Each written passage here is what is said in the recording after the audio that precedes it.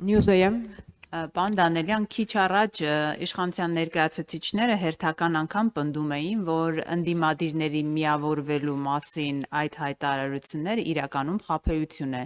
Ընդդիմադիրները ընտրություններից հետո ստանալու են քվե, խաբեն հասարակությանը եւ վերավաճառեն իրենց քվեն։ Հիմա դուք կարող եք համոզել լավ հանրությանը մի քիչ էլ քաղաքացիական պայմանագրին, որ ձեր ձայները չի վերավաճառվի։ Լսեք, ինչ նշանակում վերավաճառվել։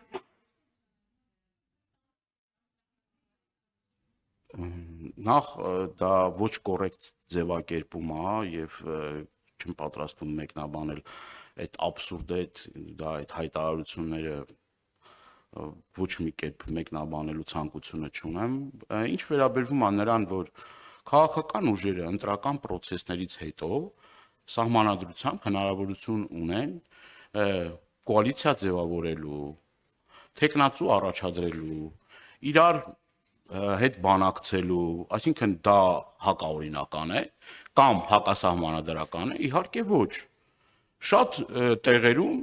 հենց նույն քաղաքացիական պայմանագիր կուսակցությունը կոալիցիա կազմել նույն Երևան քաղաքում ահավասիկ դրա օրինակը տարբեր համայնքներում կոալիցիա կազմել եւ այդտեղ իշխանությունա ձևավորել։ Հիմա իրենք ձեր խոսքով ասած ինչ էին արել, վերավաճառվել էին կամ վերավաճառվել էին, կամ ով է իրանց վաճառել, կամ իրենք ում են վաճառվել։ Այսինքն ինչ նշանակում։ Դա կներեք էլի անտրամաբանական աբսուրդ անհիմն հայտարարություններ եւ ես կրկնում եմ, խորհրդարանական երկրում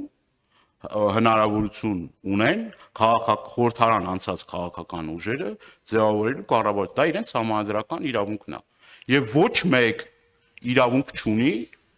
չգիտեմ, բռնանալու կամ չգիտեմ պիտակավորներ կամ որակավորներ տալու։ Մեր քաղաքացին տալու է իր ձայնը, եթե բանը հասնի ընտրություններին,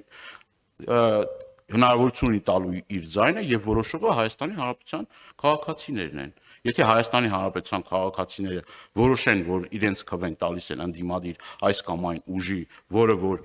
իր ամբողջ գործունեության ընթացքում ցույց է տվել իր արմատական ընդդիմադիր լինելը, ուրեմն ինչի մասն է խոսքը։